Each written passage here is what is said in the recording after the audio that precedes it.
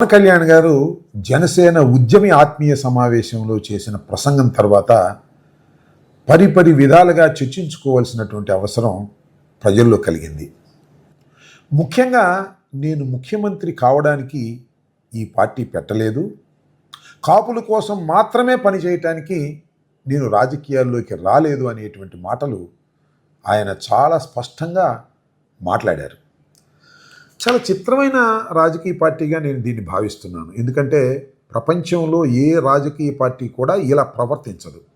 దానికి కారణం ఏమిటంటే ఏ రాజకీయ పార్టీ పెట్టినా అది చిన్న చితక ఏదైనా సరే రాజ్యాధికారం రావాలని, రాజ్యాధికారం వచ్చిన తర్వాత తాము అనుకున్నటువంటి సిద్ధాంతాలను, సంక్షేమ కార్యక్రమాలను ప్రజలకు ఉపయోగపడే విధంగా అమలు చేసి మంచి పేరు తెచ్చుకోవాలనే ఉద్దేశంతోనే ఏ రాజకీయ పార్టీ అయినా పెడతారు. మరి ఏంటో నాకు ఇది చాలా విచిత్రంగా ఉంది. అంతేకాదు, నక్సలైట్లు వాళ్ళు రాజకీయ పార్టీ పెట్టినా తుపాకీ గొట్టం ద్వారా రాజ్యాధికారం సాధించాలని తపన పడతారు. ఒకసారి రాజ్యాధికారం వస్తే ప్రజలకు ఏ విధంగా సేవ చెయ్యాలి అనే ఆలోచనతోనే ఎవరైనా రాజకీయ పార్టీ పెడతారు.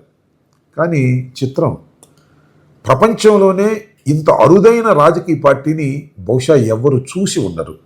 కారణం ఏంటంటే మేము అధికారంలోకి రావడం కోసం రాజకీయ పార్టీ పెట్టలేదు అనేటువంటి మాట పవన్ కళ్యాణ్ గారు చెప్పేశారు. మరి దేనికి రాజకీయ పార్టీ పెట్టారు? ఇది ప్రశ్న. ప్రజాసేవ చేయడానికి రాజకీయ పార్టీ పెట్టారా? ప్రజాసేవ చేయడానికి రాజకీయ పార్టీ పెట్టాల్సిన అవసరమే లేదు. ఎన్జిఓ, నాన్ గవర్నమెంట్ ఆర్గనైజేషన్, ఒక సేవా సంస్థ పెట్టొచ్చు. అన్యాయం మీద పోరాటానికి కూడా సేవా సంస్థ పెట్టొచ్చు. రాజకీయాల్లోకి రావాల్సిన అవసరం లేదు, పోటీ చేయాల్సిన అవసరం లేదు, గెలవాల్సిన అవసరం లేదు, శాసనసభకి పార్లమెంటుకు వెళ్ళవలసిన అవసరమే లేదు. రాజ్యాధికారం సాధించటం కోసమే రాజకీయ పార్టీలు పెడతారు దేశంలో, మానవ సమాజంలో. కానీ భలే విచిత్రం అండి. మన పవన్ కళ్యాణ్ గారు రాజకీయ పార్టీ పెట్టింది రాజ్యాధికారం కోసం కాదని ఆపేశాడు. మరి దేనికోసం పెట్టాడు? ఎవరి కోసం పెట్టారు? ఎవరి కోసం అనేది ఇక్కడ ప్రశ్న. దానికి కూడా సమాధానం చెప్పేస్తే పోయేది. దానికి మాత్రం ఆయన సమాధానం చెప్పేటటువంటి పరిస్థితులు లేడు.